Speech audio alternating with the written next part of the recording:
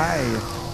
It's interesting coming to these startup events because back in 1963, there was a psychologist named Sylvan Tompkins, and he said, if one has a hammer, one tends to look for nails. Essentially the idea of, I have a solution, now I'm going to go look for a problem. And this is, I shouldn't say no offense, because offense. A lot of people are coming up with really great ideas to solve problems that don't actually exist. For the last 20 years, people come into my office and they usually start with the following phrase: the music industry is broken. And that's quickly followed by, and I know how to fix it. Lately it's been blockchain. Blockchain solves all problems and gets you, if you're looking to raise funds, whatever your startup is, just say blockchain. It's the easiest way to raise money. So I started to look at the music industry to see, was it really broken and did it need fixing? So I started looking at the record labels. Is it broken for them? Because for 20 years I've heard about disintermediation. Artists go direct to fans. We don't need labels anymore. We don't need them. Except they're all still there. As a matter of fact, when I look at the charts, who's got the #1 record every week? The number 2, 3, 4, 5, 6, 7, 8, 9, 10, the top 40, the top 100. It's the record companies. It's not unsigned band going direct to consumer. It's never them. Not like sometimes them. It's never them. But listen, the labels might have been a little slow on the uptake of digital, granted. But as far as running their businesses, they were able to manage the decline over the last 15 years and still survive. And now they're managing the growth. I'd say it's quite a healthy, successful, sustainable model. Is it broken for artists? I heard a lot of that the last couple of days. The music industry is broken. Artists don't get paid. Well, somebody should tell Justin Bieber. I don't know how he got that private jet and those 2 big houses, because obviously he's not getting paid. And Drake, he's not making any money. The One Direction boys, completely broke, right? Or not. Or artists are actually making more money today than they ever have. I don't know if anyone ever visited Elvis's house. What was it called? Graceland. Has anyone ever been to Graceland? Yeah, I went to Graceland once. And yeah, it's a big house, but it wasn't even that much bigger than my parents' house. And my parents aren't rich. So here you have the biggest artist on the planet, builds Graceland. It pales in comparison of what artists can afford today. Artists are making lots of money. The ones that complain about this are the ones that aren't successful or the ones that used to be successful. So they're the ones that say, artists don't make any money. Yeah, no, you don't make any money. They make money. Or big artists. The other day I was like, who listened to the new U2 album? Right, nobody. Because nobody fucking cares anymore. It's not because streaming doesn't make money, it's because they're not interested in them anymore. And then I look at the digital music services, Apple Music, Amazon, YouTube is now in the space, Spotify. Are they broken? Are they not working? I mean, sometimes people go, oh, well, Spotify doesn't turn a profit. So, they're not in the business of turning a profit yet. It's a growing market. They're plowing the money back in, so they go from 100 million users to 200 million. This is not a time for profit, but if you look at their value, in 2011 they were worth $1 billion. By 2012 it tripled to $3 billion, and last week they were trading at a valuation of $30 billion. I'd say they're quite successful and doing everything just right. And then if you look at the rights holders, because they pay 70% of their revenue out to the rights holders, it is the #1 revenue source for the rights holders. It's not broken, it's working fine, and let it double. And what about the fans? Do you think the music industry is broken for fans? Oh, if only they could hear more unsigned bands. Fuck that. They don't want it. If you're a fan of music in 2018, you are spoiled for choice. You can get music any way you want it. You can download it. You can stream it. You can stream it for a subscription. You can stream it for free. You can buy CDs, vinyl, cassette. Any way you want to consume music, you can consume it. And if you ask an average fan, do you have trouble finding music? Their answer is no. They have no problem discovering talent. It's everywhere. And then I think, all right, so maybe the problem is with the unsigned artists. Is the music industry broken for them? I don't think so. I think they forget what it was like in the past. Now they have all the tools at their fingertips to record music for free, reach audiences for free. These are things they could have only dreamed about 20 years ago. But they think the reason that they're not successful is somehow the business is stacked against them. But actually, everything is laid out for them to succeed. And there's an entire industry around discovering them, whether it's audiences discovering new bands or the industry. So this is the best time ever. If you're an unsigned artist, go make music. I mean, say that to somebody 20 years ago, go make music. They'd say, well, I need to get a studio, and it's going to cost me like 10 grand to record a demo. Now you do it for free. So with all this said, it doesn't mean there's not problems in our industry. And there's certainly opportunities around things like AI and VR and AR and certainly blockchain. So let's look at those things for a little bit. Oop.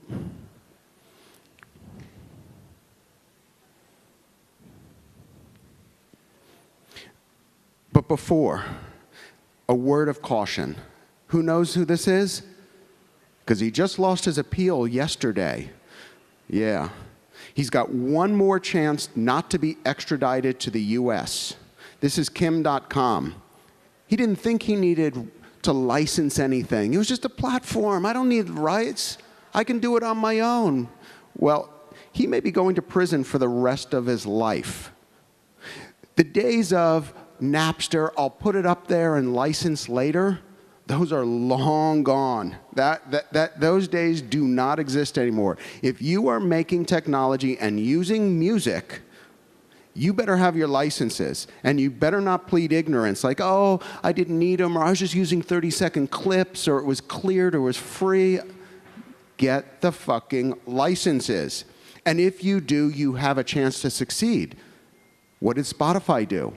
They got all the licenses and then launched. And then they wouldn't launch in a new territory till they had the licenses locked down. And look where it led them. There is no chance you can have a startup using music and not getting licenses. It's more than they'll shut you down. They will arrest you. It's illegal. And I'm not one of those people that was, oh, sue the pirates, all that kind of shit. I'm just giving you some straight advice. The business doesn't work the way it used to.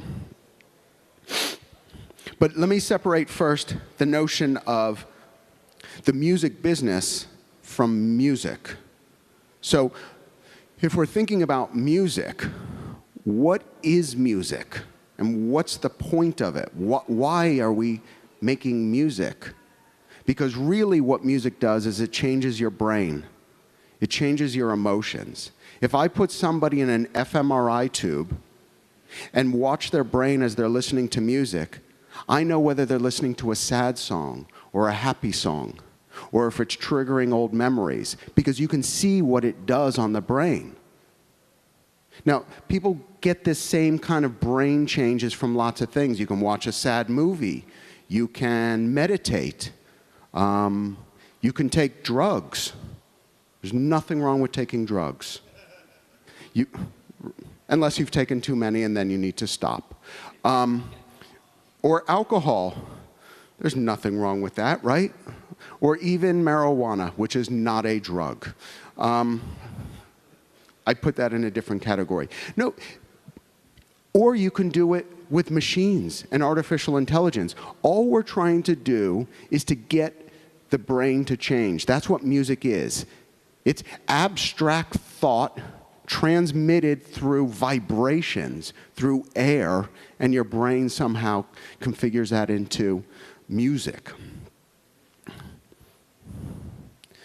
But is there anything sacred about this? Is there anything sacred about humans making music? Let's just start with humans playing music. Why the fuck do we make little kids, why do we torture them with piano lessons and violin lessons? And, hey, you're a 5-year-old girl, learn this thing. Do this for 10 fucking years so that you can play a song. How about I just teach a robot to do that? Why should a human still play music? Somebody composed it. That was the creative part. The playing is just learning stuff. But a machine can do it better. And maybe a machine can, have I started offending anyone? Sorry.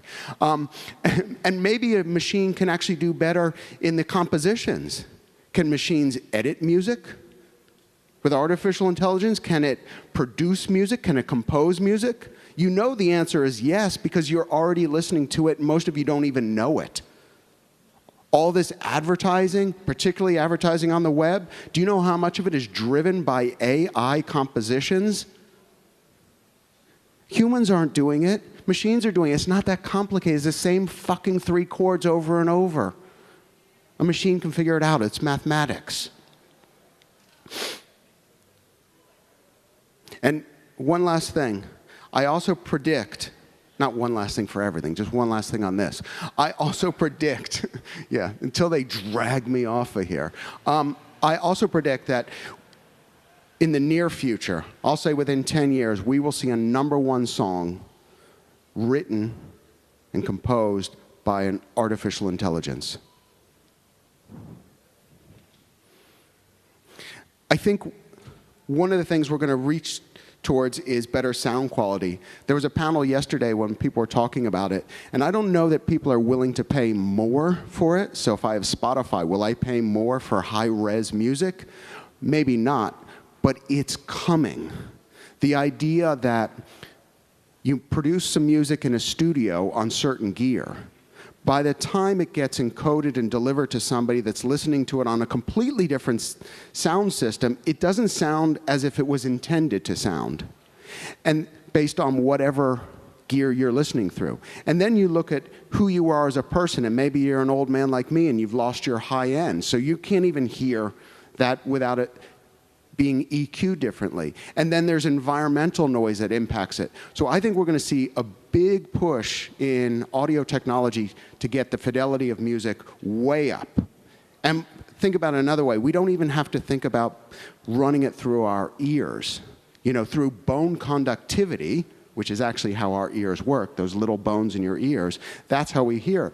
But the skull itself can create sound because we want to free our ears up so we can hear what else is going on around us. So maybe we won't even be listening to music through our ears. We'll be listening to it through bone conductivity in our skull.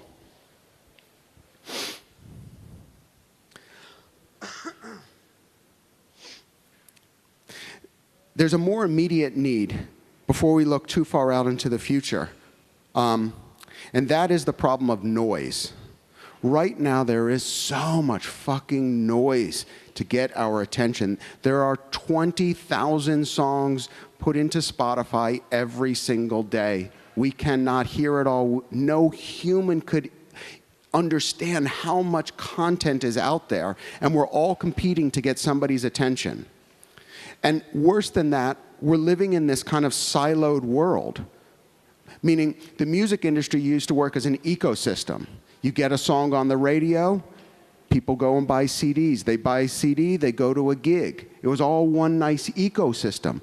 That is done. It's over now. What happens is I get a song on New Music Friday on Spotify. That doesn't impact my Apple Music streams. I get something happening at Apple Music, it doesn't help my Instagram account. I take a great photo of my lunch and everyone likes it on Instagram. I don't get more Twitter followers. I have a great post on Twitter that goes viral, but it doesn't have more YouTube views for me. Everything now works in a silo, and this is what we need to work on today. This is a real problem. As I was saying a couple days ago, there is one guy that actually seemed to have solved it, that orange guy from America, Donald Trump. Any Trump supporters in the room? Good. Okay. Today, Donald Trump will say some stupid shit because that's what he does every fucking day. The thing is, he will probably tweet his stupid shit, but most of you don't follow Donald Trump on Twitter. So that same content is repurposed so it might come into your Facebook news feed. And others of you will see it on the evening news on the television. Some people will hear it on a radio in a car. The point is, no matter how you consume information, that message is going to get across to you. That isn't happening with the music industry. Everything is stuck in these silos, which is why we can have #1 songs like Drake, and most people have no idea. You know, Drake just blew up the streaming numbers this week. Who's heard the album? Like a couple of you. If it was 20 years ago, 30 years ago, 40 years ago, whether it was Madonna, Michael Jackson, Elvis Presley, the Beatles, whatever age you were, whatever music you listened to, you would have known whatever was #1. You would have heard those songs, even if you didn't like them. People are not hearing what's popular now. So this is an immediate problem for the music industry that can be solved. Augmented reality. Anyone in here working in AR? Ted, you're working in all of it. I've seen some augmented reality for music. Most of it is just creating information, data, so I can hold my phone up and get additional information. But I don't think that's what we need. We need much more experiences like Pokemon Go. Who played Pokemon Go? Some of you haven't? Jordy. Fucking hell, you've got kids. You got to get with the program. Whoever hasn't played it, play it. It's a good opportunity to see how not just putting an information layer on the real world is compelling, but they actually created a new world. It wasn't just data. It wasn't like you walk through a museum and hold the phone up to a painting and says, oh, that was Michelangelo who did it. You know, that's kind of how it's being used now. But Pokemon Go is leading the way on creating new augmented reality experiences, and that's what we need in the music industry. VR. Anyone working in VR? Not you. Good. Because I can be brutally honest, it sucks. VR is shit. Who's tried it? Put on one of those fucking goggles?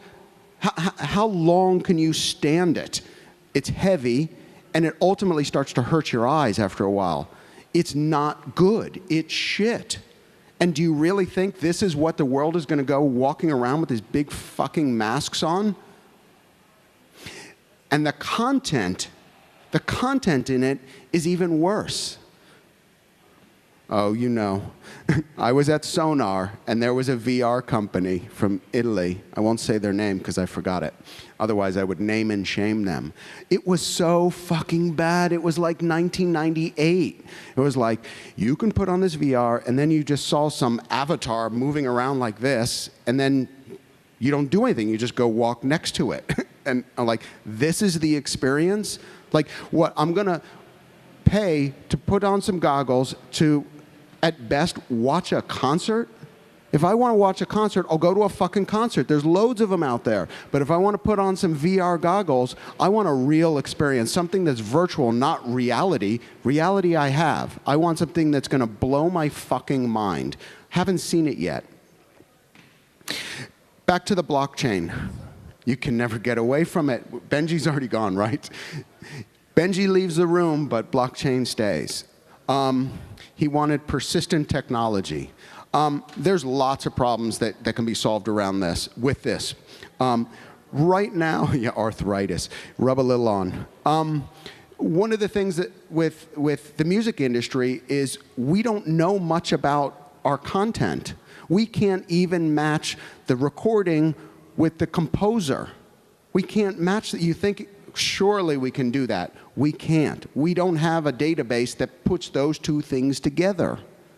We have to manually put those things together. And we don't know who has the rights to this song, not in America or the UK, but was it licensed off to somebody in Peru? And if so, for how long? What usage rights?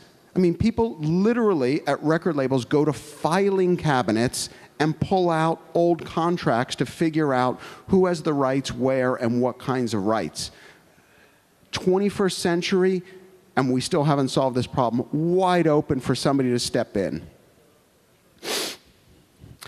Search and recommendation. When we started in the business, and some of the others that I can see are a bit older, we used to search for music alphabetically. As crazy as it sounds, that's how we found music. We went into a record shop, like a Tower Records in the States, or an HMV, or a Fnac, and you go through the A's, and then you go through the B's, and you couldn't even know what was in there. You could just see it, but we searched alphabetically. All of a sudden, we get to an iTunes era, and it was great. We stopped searching alphabetically. We didn't go into the iTunes store and search A's, then B's, then C's. We searched by genre and subgenre. That was how it worked. So you'd go into rock, and under rock, there'd be singer-songwriter, death metal. There'd be like 200 subgenres under rock, and we search that way. But now we live in a streaming world, a Spotify world, and we're not searching by genre anymore. New Music Friday can have, the London Symphony Orchestra right next to Drake. It's not about genre, it's about songs, it's about moods, it's about intentions. We are searching completely different. But where is that gonna go? I mean, it was only 5 years ago, as the music industry, we worked really hard to get a main page placement on iTunes, a main page on any one of those subgenre pages, because that's how people discovered it. Now, we're working really hard to get on the right playlist. But is that where we're going to be in 5 years? How will people search and discover and get music recommended to them? It's not going to be the playlist 5 years from now. What is it? This is where you can start working on things. Certainly, messaging apps is going to be a big part of it. And data. Data and analytics. The music industry has always used data and analytics. I mean, how many units did you ship to a retail store? How many did you sell? How many returns are you going to get? What is your chart position? How many spins a week did you get on radio? Those data points informed us of what to do next. It wasn't data that merely looked back. It was data that was actionable.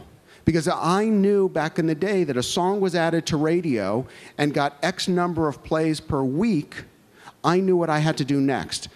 Manufacture more units, ship them out to the stores, set up a tour, things are kicking off, right? But what do you do now? What do you do if you get on a main playlist on Spotify? People are showing lots of data, like you had this many streams, you got added to this playlist, you have this many followers, this many likes. Great information. And what am I supposed to do with it?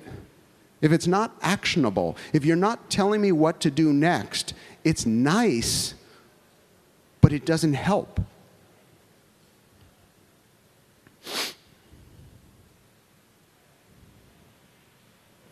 So I'm going to start to wrap it up now. I have no idea how long I've been talking. Oh, fuck. I have 1 minute. Perfect. Because normally if I'm up here, there's a clock up here, so I had no idea. So one of the things I worry about now is there's a real euphoria in the music industry. This reminds me of 1995 all over again. In 1995, CD sales were going up. And they had been going up steadily the previous 5 years, because if you don't know, the music industry kind of hit a roadblock in the late 70s. And some people blame disco, whatever the reasons. Actually, listening back now to disco, it wasn't so bad. But at the time, we hated it, but it was popular. And then there was a huge slump in the 80s, And then the CD kind of revived things. So in 1995, we watched as CD sales were going up, and then we looked into the future and said, it's really bright. The next 5 years look great, and they did. Whatever the records broken in 1995 with CD sales, they were beat again in 96, and it went up again in 97, and went up again in 98 and 99, and then 2000 we fell off a cliff. This is what it feels like right now. I'm looking at the music business, I'm looking at streaming numbers, and what I'm seeing is the last few years are going up, up, up, up, up, and I can look forward and go up, up, up, absolutely.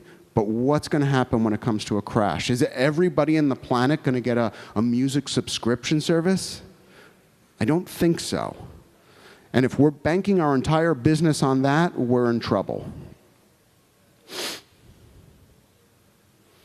So I'll leave you with one final thought. I actually think this is the best time to be in music and music tech. It is exciting. I mean, what kind of music tech could you do in the 80s? A CD player, a Discman, you know. Now is the time to get into it. There is so many opportunities, but you got to be smart. You got to know your shit. If you are that hammer looking for a nail, you're in trouble. I just laid out a dozen or so things that need to be fixed in the music industry and opportunities. Go there. Don't try and fix something that's not broken. So thank you very much.